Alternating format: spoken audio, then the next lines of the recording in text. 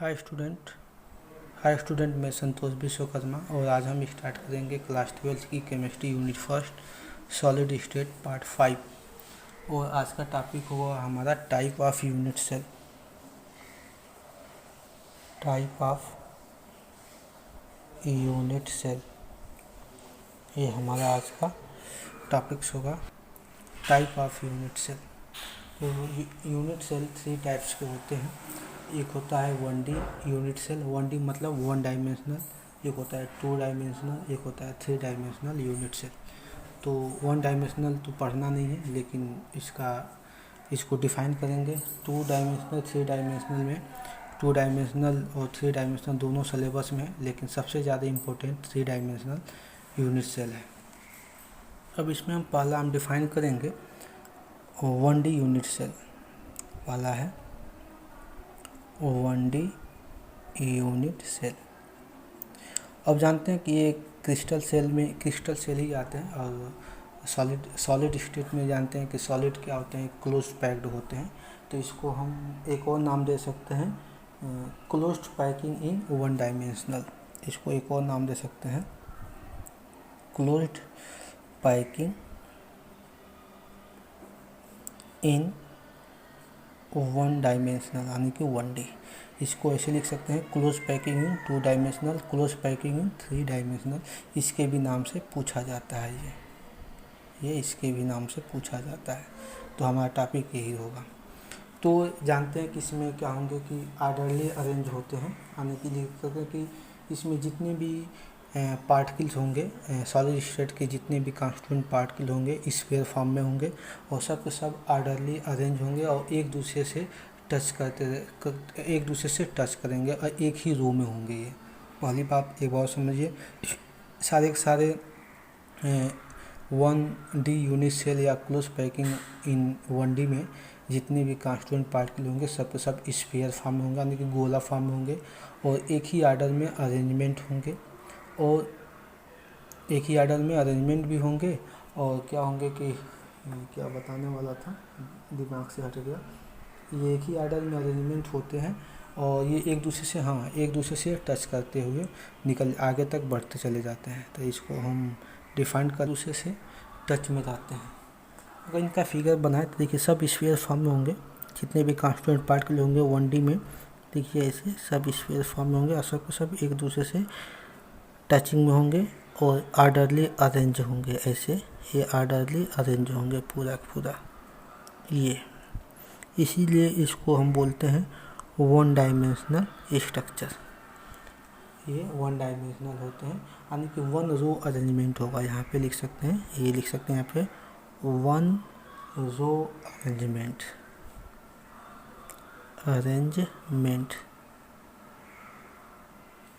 लिख सकते हैं। और इसको डिफाइन करने के लिए ओनली 1 पैरामीटर की रिक्वायरमेंट होती है। तो लिख सकते हैं कि only one parameter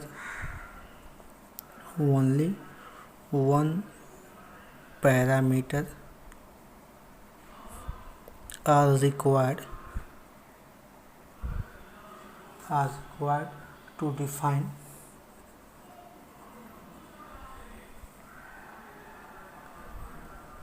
define packing in 1D unit cell. Packing in 1D unit cell बहुत इजी है। अब पैरामीटर केवल एक ही होते हैं, क्यों होते हैं कि अगर यहाँ पे देखिए, यहाँ पे सेंटर है, यहाँ पे भी सेंटर, सब पे एक सेंटर होगा।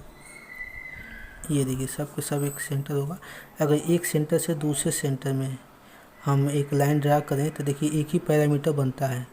ये या तो अगर ऊपर से नीचे बनाएं अरेंजमेंट को, तो या तो ऊपर से नीचे बनेगा, या हम ऐसे बनाएं लेफ़्ट टू राइट बनाएं तो लेफ़्ट टू राइट बनेगा। यानी कि एक ही पैरामीटर, यानी कि इसको ए से हम डिनोट करें या बी से डिनोट करें या सी से डिनोट करें, यानी इसीलिए इस पर केवल एक ही पैरामीटर इसको रिक्वायर्ड होते हैं इसके डिफाइन करने के लिए। और नेक्स्ट टॉपिक है हमारा 2 डायमेंशनल या 2D यूनिट सेल। इसी को बोल सकते हैं closed packing packing in 2D, ये नाम है इसका। दूसरा जो ये इसी के नाम से ज़्यादा पूछा जाता है, क्लोज पैकिंग इन 2D, तो आप इसको याद रखेंगे, इसको डिफाइन कर लेते हैं। अब बात आती है कि 2D है, तो यहाँ पे 1D में है तो 1 रो में एटम अरेंजमेंट है, 2D होंगे तो 2 रो में एटम अरेंजमेंट होंगे। तो लिख सकते हैं कि अगर देखिए एटम अरेंजमेंट कर लेता हूँ, एक जैसे ऐसे बना, सब टचिंग करेंगे एक दूसरे से भी, ये अगर इसका हम ये 1 रो हो गया, ये 1 डायमेंशनल, 2 डायमेंशनल बनाए तो एक ऐसे बनाते चले जाएं, 2 रो इसका कर लें तो ये हो जाएगा 2 डायमेंशनल, ये हो जाएगा, यानी कि ये 2 रो दिखा रहा है, 2 रो अरेंजमेंट, 2 रो अरेंजमेंट है। तो ये हो जाएंगे आपका 2D स्ट्रक्चर। तो इसको लिख सकते हैं कि इसको डिफाइन करने के लिए 3 पैरामीटर्स की रिक्वायरमेंट होती है। तो लिखेंगे 3 पैरामीटर्स आर रिक्वायर्ड, यहाँ पे लिख सकते हैं 3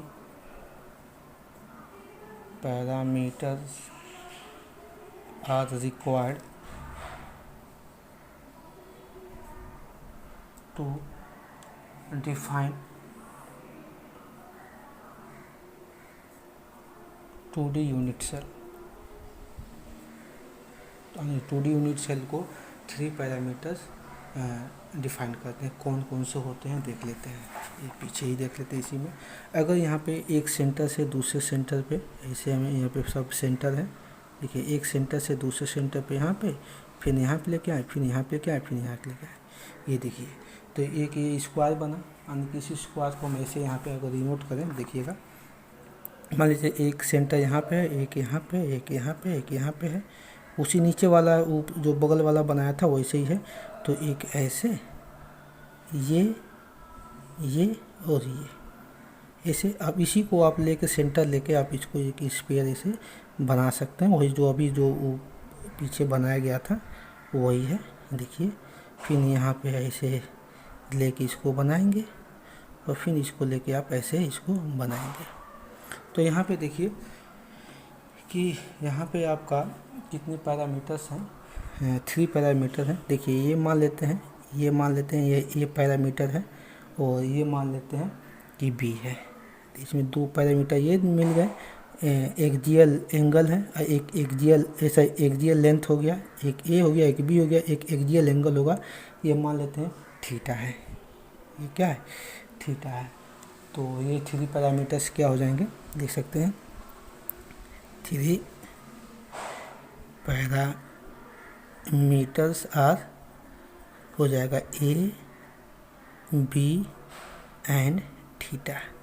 तो इसको डिफाइन करने के लिए 2D स्ट्रक्चर को डिफाइन करने के लिए 3 पैरामीटर की रिक्वायरमेंट होती है, ए बी एंड थीटा। अगर टाइप की बात करें, type of 2D unit cell, types of 2D unit cell, तो फॉलोइंग टाइप्स होते हैं। तो there are following type of 2D unit cell. पहला स्क्वायर यूनिट सेल, दूसरा होता है रेक्टेंगल यूनिट सेल,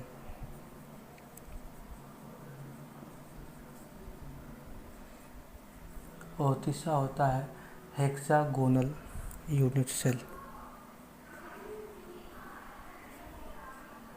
सेल। चौथा होता है रोम्बिक यूनिट सेल,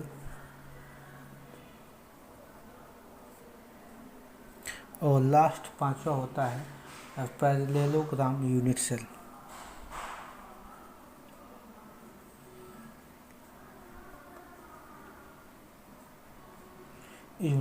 तो ये होते हैं, तो इनको भी हम ये ज़्यादा इम्पोर्टेंट्स है नहीं, लेकिन इनको भी डिफाइन करना है क्योंकि 3D वाला ज़्यादा इम्पोर्टेंट्स है। इसी में इनका हम फिगर भी बनाते चलते हैं। अगर हम स्क्वायर की बात करें तो स्क्वायर ऐसे बनेगा, ये स्क्वायर।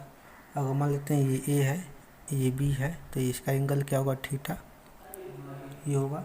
तो ए इक्वल टू बी दोनों सेम होंगे, ए जितना ए होगा उतना ही बी होगा। और थीटा क्या होगा, थीटा इसका 90 डिग्री का होगा। ये क्लियर हुआ, ये 90 डिग्री का होगा। अगर इसका हम देखें रेक्टेंगुलर यूनिट सेल, तो रेक्टेंगुलर यूनिट सेल बनाए तो ये देखिए ऐसे बनेगा, जिसमें ए इक्वल टू नॉट बी होगा, यानी कि ए इक्वल टू नॉट बी होगा। लेकिन थीटा क्या होगा, ये मान लेते हैं ए है, ये मान लेते हैं बी है, तो इक्वल टू नॉट बी, लेकिन थीटा यहाँ पे भी थीटा होगा एंगल इसका, और थीटा क्या होगा, ये भी 90 डिग्री का ही होता है यहाँ पे ये। तो अगर नेक्स्ट है हेक्सागोनल, तो हेक्सागोनल की बात करें तो हेक्सागोनल आप बनाएंगे तो हेक्सागोनल में हो जाएगा ए इक्वल टू बी, ये हो जाएगा। ये हम लिख सकते हैं, बस पैरामीटर हम लिख रहे हैं।